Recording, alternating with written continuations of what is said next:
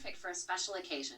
And I want to get right into making this cake. It starts with 2.5 cups of cake and pastry flour. Now, the method for this cake is called the reverse method because it's the opposite of a style of cake like the cupcake top recipe. You start off by sifting all your dry ingredients together. In addition to the flour, I need 1.5 cups of sugar. I also need baking powder, a tablespoon. Lastly, half a teaspoon of salt, and I'll just give this a sift all inside my mixer. There we go. And before I start mixing, I'll add my 3/4 cup of unsalted butter. It's cut into pieces, and I've let it soften up to room temperature. While the paddle is working all these ingredients together, let's work in some of that lemon flavor, the zest of a whole lemon. Now I work in the butter until I no longer see large pieces of it visible. It doesn't take too long because the butter is softened. All right, that's a rough, crumbly texture. So now it's time to add the liquids, and I add them all at once. So first I need 1 cup of buttermilk. And I am adding lemon juice, 1/4 cup of fresh squeezed lemon juice, 4 eggs,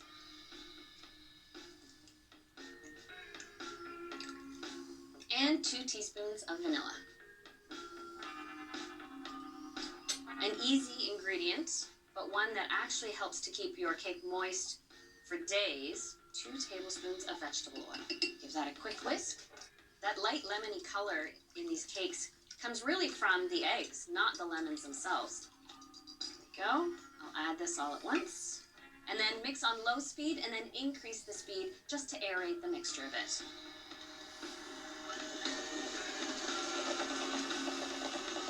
All right. The batter really does fluff up. And after about 2 minutes of beating, it gets a little more structure to it and a nice lighter color. I have 2 8-inch cake pans. I've greased the pans. The bottoms are lined with parchment. And then I dusted the sides with flour. The cakes are all set for my 350 oven, and they take half an hour to bake. I test the doneness by dropping a skewer in the center. When it comes out clean, I know they're ready.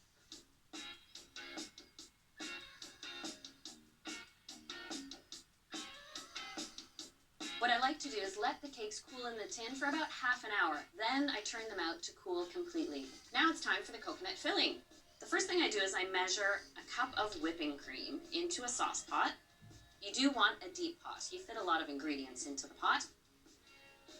I need a cup of sugar. Now I need my lemon, and guess how much? The zest of this whole lemon. All right. To thicken it, I use cornstarch. So I need a 1/4 cup. I add 2 cups of sweetened flaked coconut. Now I bring this up to a full simmer, but over medium heat, and I keep whisking it.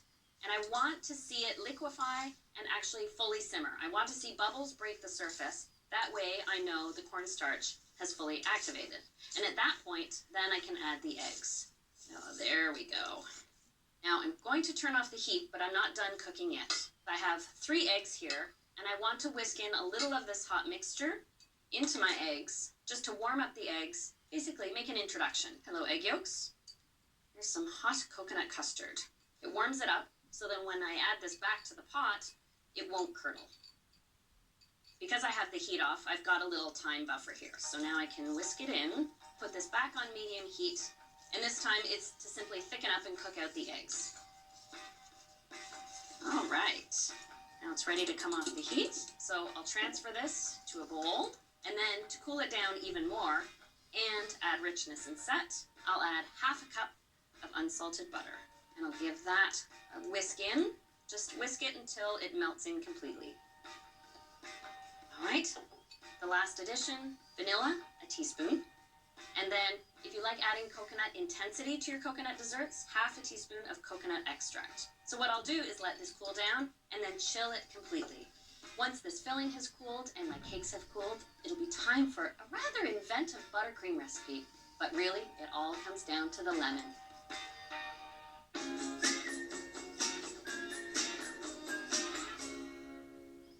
Here are my 2 lemon cakes, cooled and out of their tins, and I have to say, this luscious lemon cake just looks so pretty once it's assembled.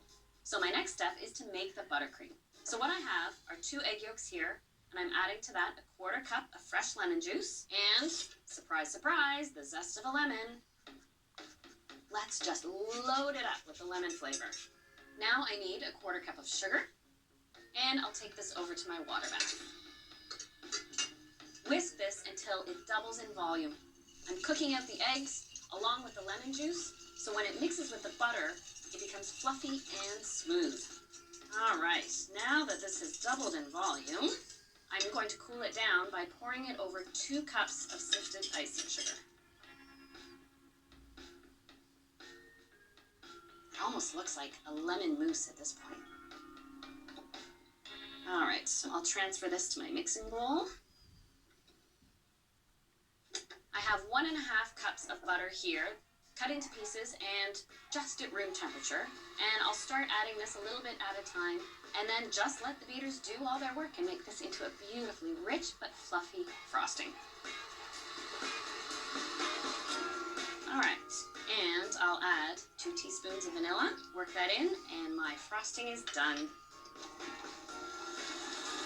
Oh, that's such a beautiful, fluffy, but smooth frosting. Now, to get all my components ready for assembly, I've got my chilled lemon coconut filling. I'll grab my cakes and my cake stand. So, the first thing I do is I need to slice my cake layers.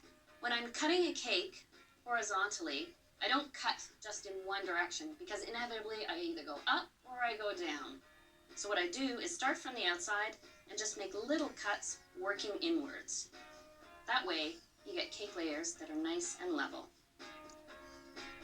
First, cake layer goes down. I have a piping bag fitted with a plain tip, so what I like to do is build a frame or a dam around the outside of the cake. That way, the smooth filling won't leak out and push out the buttercream from the sides. Then, I spoon 1/3 of this lemon coconut filling in the center. And I just spread it right to the edges, stopping at the buttercream. Now, top the next layer, and I just keep repeating with the frosting and the filling until the filling's all gone.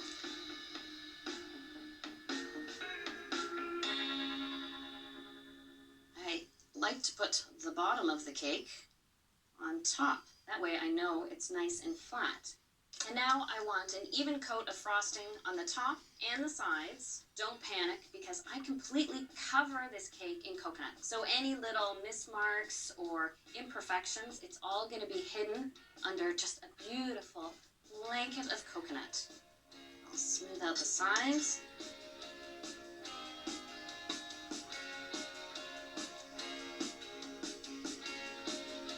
Got my presentation platter, and I have about 1.5 cups of sweetened flake coconut, the same kind I used in the filling. So this is the pastry chef way. This is why you have the cake board. You slide the cake off of the cake wheel, and then starting at the bottom, you work your way up, and you just gently press that coconut on.